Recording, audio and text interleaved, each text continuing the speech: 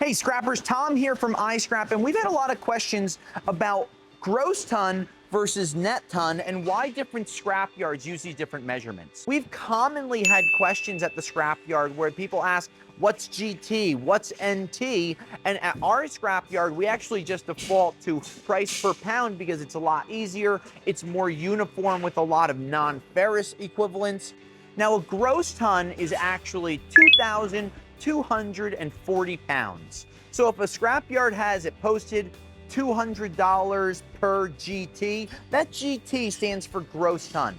Now, why they would use that opposed to a net ton, which is weighed at 2,000 pounds, could depend on a few different things.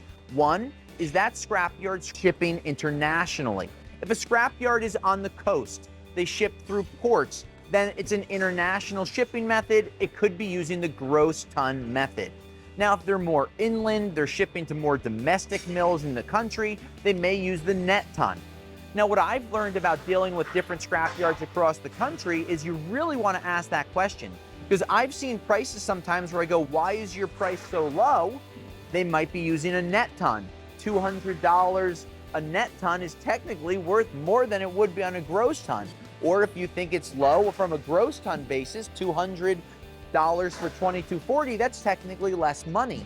So when you're asking your scrapyard how they measure their weights, gross ton versus net ton, big difference.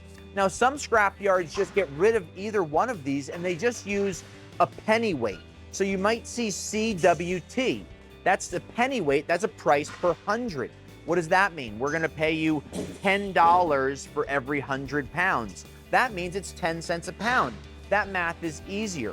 So knowing that a gross ton is 2,240 pounds, so when you show up to the scrapyard, you ask, some scrapyards might tell you that they don't have an answer why they do it, but that's how they sell it. So if they're selling it on a gross ton, they're gonna buy it on a gross ton so they know what their margins are. And while you may not agree with it or understand it, it's so they have a steady profit margin and they know how they're selling it, and that's how they're gonna buy it as well. So if you wanna learn more about long tons versus short tons, gross tons versus net tons, those are all on our website through videos and different types of research. But the most important thing, ask your scrapyard how they measure before you sell so you don't get confused.